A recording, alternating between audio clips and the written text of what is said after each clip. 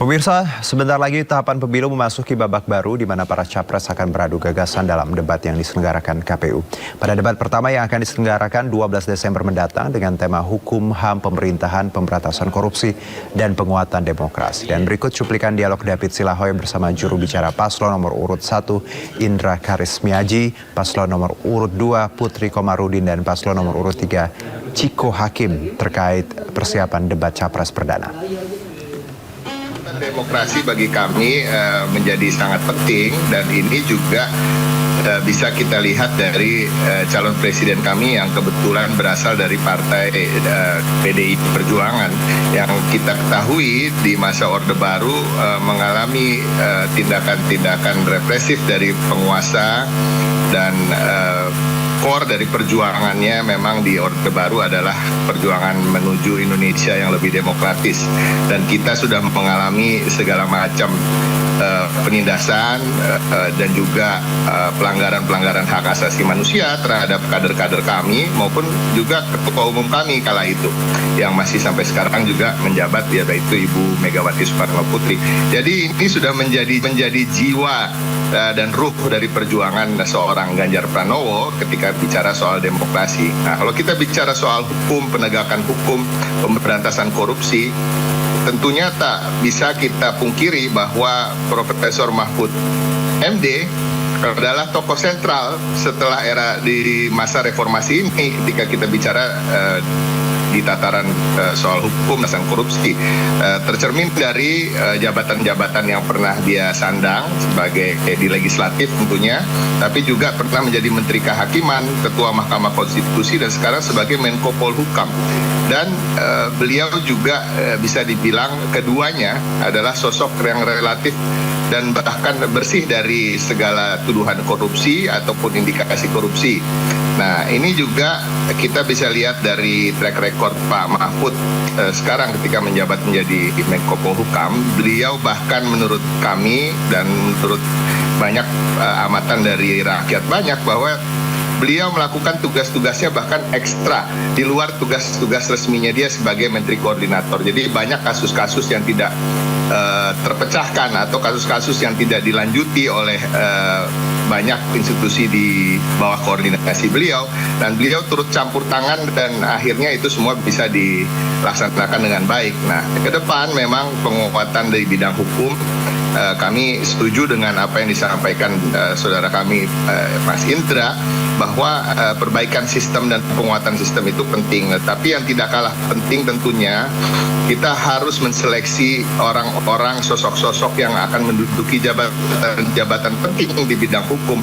Nah, ini sebenarnya tidak terlalu sulit. Kita bisa lihat dari track recordnya semenjak beliau-beliau yang akan menduduki jabatan penting di bidang hukum ini sejak mereka pertama kali menjabat sebagai birokrat dan lain-lain. Nah, ini yang saya rasa selama ini masih kurang dan kami akan memperjuangkan itu ke depan.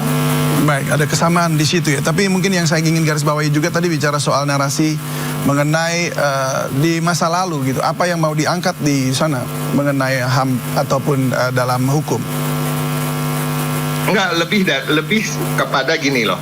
Ketika kita bicara calon presiden atau presiden dan wakil presiden yang akan melakukan penegakan hukum, penguatan demokrasi, tentunya kita harus melihat track record orang-orang yang bersangkutan. Nah, apabila mohon maaf kita bicara tentang paslon nomor 1 misalnya yang pernah diberhentikan dari Angkatan Bersenjata Republik Indonesia terkait keterlibatannya dalam penculikan aktivis. Nah, ini kan agak paslon nomor 2 maksudnya mungkin Bung Ciko. Sorry ya. Nomor 2 yang lalu nomor 1 ya, jadi nomor 2. Jadi ini yang menjadi tantangan tersendiri tentunya bagi Pak Prabowo untuk menghadapi debat. Tapi saya yakin seperti dikatakan oleh Mbak Putri bahwa Pak Prabowo juga bukan kaleng-kaleng juga, ya kan, udah berdebat berkali-kali, ya kan, dan begitu juga Mas Gibran. Nah, kita lihat nanti ke depannya apa-apa saja yang akan menjadi senjata-senjata pamungkas ketika disanggah atau ketika ditanyakan hal-hal yang cukup sulit dianggap untuk dijawab. Ya, bagaimana Mbak Putri? Tanggapan Anda mengenai hal itu? Ya, Sebenarnya yang tadi Mas Ciko sampaikan itu isu politis setiap pemilu ya. Sampai tadi Mas Ciko pun tuker gitu, paslon 01. Tadi saya lihat mukanya Mas Indra udah panik, kapan juga jadi angkatan kan paslonnya. Jadi walaupun memang tidak kita tulis secara khusus di dalam dokumen visi misi yang bisa diakses oleh publik, tapi kita tahu juga Pak Prabowo sangat berkomitmen terkait dengan penyelesaian kasus HAM yang ada di masa lalu, dan menurut saya juga beliau telah berkali-kali menunjukkan keseriusannya untuk hal tersebut. Jadi kita pasti dari Paslon 02, Pak Prabowo dan Mas Gibran akan selalu memberikan perhatian yang khusus untuk upaya penyelesaian dari kasus-kasus HAM, dan tentu kami akan juga berupaya untuk terus menyelesaikan kasus pelanggaran HAM ini dengan terus membuka komunikasi antar pihak yang terlibat, dan tentunya juga ini including ataupun termasuk korban ataupun saksi dan juga pelaku pelanggaran yang terlibat pada kasus-kasus HAM tersebut. Dan tentu ketika nanti terpilih, kami akan menjadikan ini juga sebagai salah satu pedoman ataupun prioritas di dalam penegakan hukum dan HAM kita, dan tentu kami juga akan senantiasa menjamin supaya proses penanganan masalah hukum di Indonesia ini bisa terselenggara dengan lebih baik, lebih transparan, dan juga profesional, dan tidak menjadikan aparat penegak hukum itu sebagai alat politis atau alat politik praktis. Dan juga tentu kita juga akan menegakkan supremasi hukum yang tanpa diskriminasi, adil dan transparan, dan tentu ini juga bisa kita upayakan supaya terjadi pencegahan pemanfaatan hukum ini sebagai alat politik kekuasaan yang tadi juga sempat disampaikan oleh Mas Ciko dan juga Mas Indra. Jadi saya yakin ketiga pasangan calon ini mempunyai visi untuk Indonesia yang sama, supaya hukum itu tidak ada intervensi sama sekali dari kekuasaan. Dan yang paling penting tentu memberi kepastian hukum bagi masyarakat yang adil dan setara ini, supaya bisa juga dimulai dari usia sedini mungkin. Ya, Mbak Putri, mungkin Mbak Putri, mungkin kalau untuk penyelesaiannya seperti apa? Apakah ada rencana rekonsiliasi nasional begitu barangkali, dan juga untuk Pak Prabowo jika nanti memang terpilih kemudian akan membuka investigasi, menjalankan untuk mengetahui siapa sebenarnya yang salah nih di masa-masa lalu.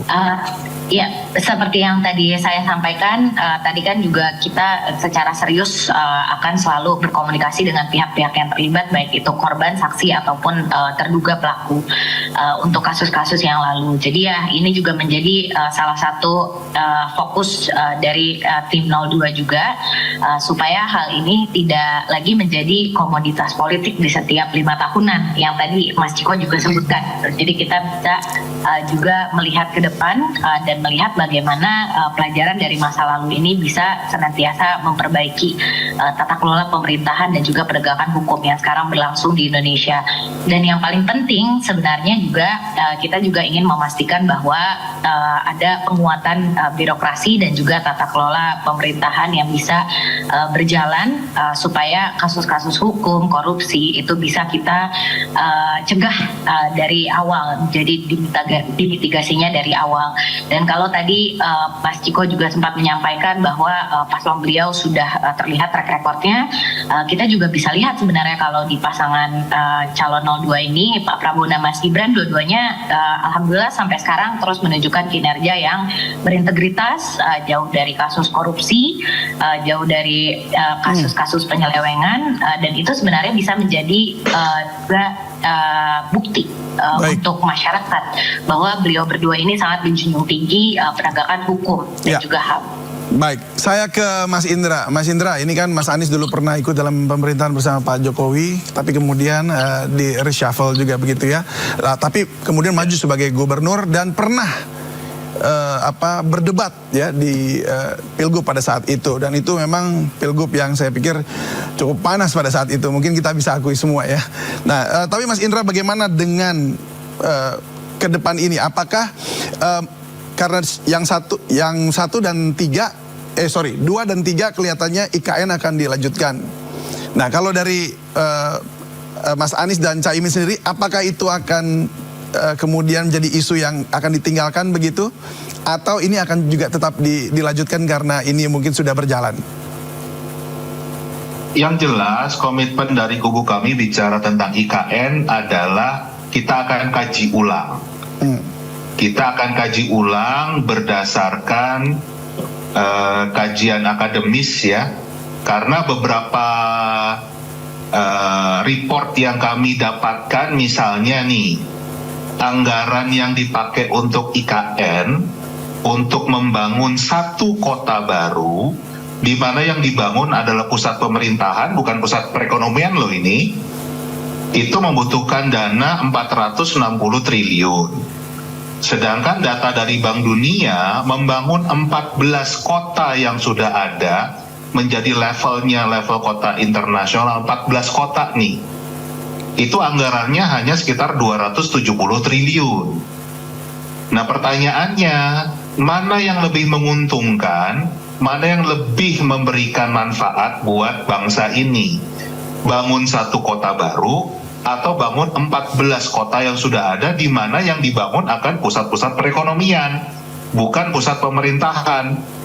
Nah tinggal kita bandingin aja 1 sama 14 banyakan mana. Jangan-jangan karena kemampuan matematika kita satu-satu yang terburuk di dunia, hasil PISA kemarin ini 2 hari yang lalu, kita jadi nggak bisa membandingin 1 sama 14 gedean mana. Tapi kita menghormati konstitusi, artinya memang itu sudah menjadi undang-undang, makanya kita dorong adalah kajian akademis, betul-betul karena anggaran kita kan terbatas. Indonesia ini bukan negara yang kaya raya dalam hal pendapatan APBN ya, artinya memang harus berhemat. Jangan sampai ini sudah penghasilannya terbatas, hutangnya menumpuk, akhirnya rakyat yang sengsara. Itu yang kita hindari. Jadi kita berupaya memang mengambil kebijakan yang terbaik untuk seluruh rakyat. Ya, mungkin Dan tapi mungkin saya perlu ingatkan sedikit Mas Indra, bahwa waktu itu Mas Anies juga menentang yang namanya proyek reklamasi. Kemudian tapi akhirnya sekarang tetap berjalan juga ketika lagi masa pemerintahnya Mas Anies. Artinya reklamasi tetap berjalan dan PIK 1, PIK 2 kita bisa lihat itu juga sudah terjadi dan itu sudah dibangun. Apakah ini nanti akan seperti itu juga, maksud saya begitu? Bukan.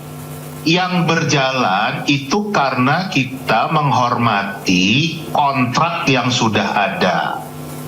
Jadi kita juga salah satu nih, mungkin pembeda kami adalah kami sangat mendorong supremasi hukum. Jadi kalau kita sudah ada kesepakatan, apapun itu memang harus kita hormati dan kita laksanakan. Dan itu yang terjadi di reklamasi. Bukan berarti reklamasi itu kita lanjutkan, kita stop.